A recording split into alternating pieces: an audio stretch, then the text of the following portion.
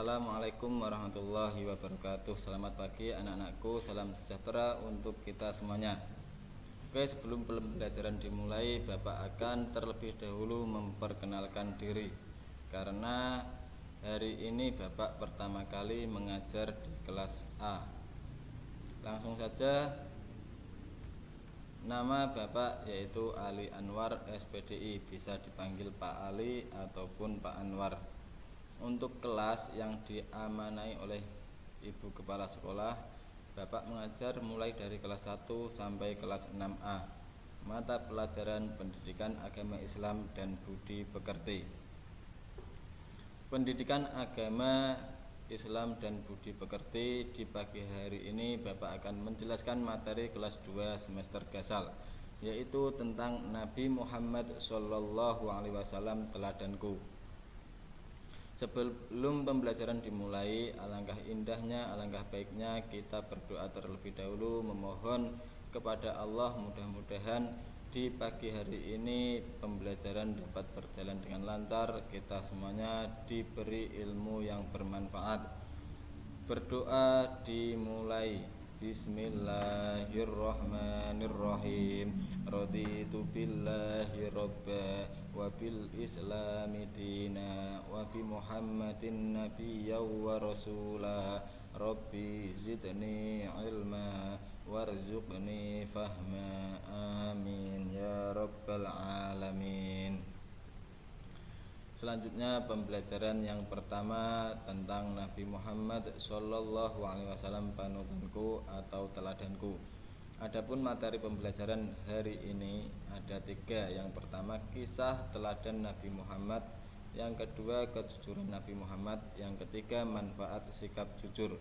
Adapun tujuan pembelajaran hari ini diharapkan siswa dapat mencontoh keteladanan Nabi Muhammad SAW. Tujuan yang kedua, siswa dapat menerapkan sikap jujur dalam kehidupan sehari-hari. Yang ketiga, siswa dapat mengetahui hikmah sikap jujur dengan benar. Agar tujuan tercapai dengan baik, Bapak harap kepada orang tua maupun wali murid dapat mendampingi putra-putrinya untuk belajar daring di rumah. Coba perhatikan dan cermati gambar berikut ini. Yang pertama ada gambar beberapa siswa sedang bermain di halaman sekolah. Salah satu di antara mereka menemukan uang. Kemudian anak itu lapor kepada ibu guru, "Bu, tadi saya menemukan uang di halaman sekolah." Lantas ibu guru menjawab, "Baik, terima kasih nak, nanti saya informasikan di dalam kelas." Kemudian ibu guru masuk ke dalam ruang kelas dan mengumumkan kepada anak-anak, "Anak-anak, siapa di antara kalian yang merasa kehilangan uang?" Dari cerita bergambar tersebut dapat kita ambil hikmahnya bahwa sesuatu yang bukan milik kita harus kita kembalikan kepada orang yang memilikinya. Yang kedua, sikap jujur itu harus kita terapkan kepada diri kita mulai sejak dini, atau mulai kita sejak kecil kita terapkan pada diri kita bahwa sikap jujur itu harus kita laksanakan.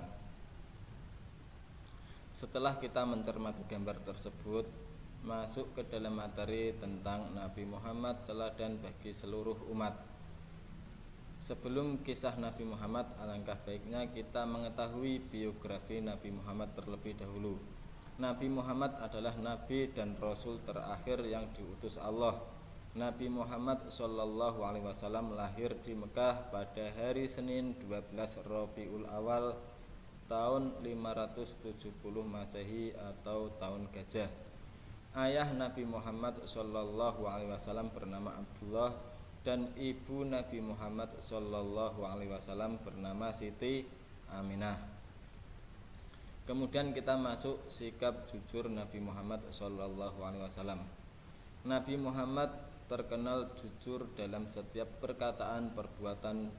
Dengan kejujurannya beliau mendapat gelar Al-Amin. Sejak kecil Nabi Muhammad SAW memiliki sifat jujur. Beliau dikenal sebagai pedagang yang jujur, juga sebagai pemimpin yang jujur. Nabi Muhammad menyuruh kita bersikap jujur, jujur kepada Allah, kepada diri sendiri, kepada orang tua, guru, dan jujur kepada semua orang. Jadi Nabi Muhammad itu sejak beliau lahir sampai beliau wafat, Nabi Muhammad itu tidak pernah berbohong. Nabi Muhammad itu terkenal atas kejujurannya, sehingga semua masyarakat yang ada di sekitar Nabi Muhammad itu percaya bahwa Nabi Muhammad itu orang yang dapat dipercaya, sehingga beliau mendapat gelar Al-Amin, yang berarti orang yang dapat dipercaya. Karena apa? Jujur itu merupakan akhlak yang mulia, induknya dari perilaku terpuji. Karena apa? Kejujuran itu akan membawa kebaikan untuk kita sendiri dan untuk orang lain. Contoh sikap yang harus kita terapkan: apabila kita menemukan barang bukan milik kita, sebaiknya kita informasikan kepada yang memilikinya. Kita informasikan di depan kelas atau dimanapun. Contoh gambar yang pertama, ada salah satu seorang yang menemukan pulpen. Apakah ini pulpenmu? Nah, kalau kita tidak memiliki pulpen itu, maka sebaiknya kita jawab, maaf, itu bukan milik saya. Berarti dua orang yang ada di contoh tersebut merupakan orang yang memiliki sikap jujur yang kuat, ya. Yang satu itu tidak merasa kehilangan, yang satunya lagi itu menemukan barang di bawah. Contoh yang kedua, nah, apabila kita dikasih tugas sama bapak ibu guru, entah itu ulangan, entah itu PR, dikerjakan sesuai kemampuan kita. Jangan kita mencontek, jangan disuruh mengerjakan orang lain. Nah, karena apa? Sikap jujur itu perlu kita junjung sejak kita dini. Karena apa? Karena sikap jujur itu harus kita terapkan sejak dini. Kita mulai sekarang, kita tanamkan pada diri kita bahwa kita harus memiliki sikap jujur itu, ya. Karena apa? Keuntungan sikap jujur, orang yang jujur itu akan disayang Allah Subhanahu wa ta'ala. Yang kedua, orang yang jujur itu disenangi orang tua dan guru. Dan yang ketiga, orang yang jujur akan memiliki banyak teman, ya. Jujur itu akan membawa kebaikan untuk kita semuanya. Kemudian perilaku yang harus kita wujudkan dalam kehidupan sehari-hari, ya. Tanamkan pada diri kita, dimanapun dan kapanpun aku harus bersikap jujur. Aku tidak boleh berbohong.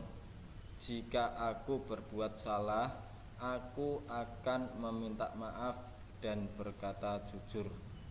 Anak-anakku yang soleh dan solehah, mulai hari ini, mulai sekarang, setelah kita mengetahui cerita Nabi Muhammad, keteladanan Nabi Muhammad, setelah kita mengetahui bahwa Nabi Muhammad itu memiliki sikap jujur sejak beliau kecil sampai beliau wafat, setelah kita mengetahui keuntungan ataupun manfaat dari perilaku jujur, oleh karena itu anak-anakku yang soleh dan solehah, kita tanamkan pada diri kita. Kita tanamkan dengan kuat bahwa sikap jujur itu harus kita wujudkan dalam kehidupan sehari-hari. Anak-anakku yang soleh dan solehah, mungkin cukup sekian materi yang bisa Bapak jelaskan.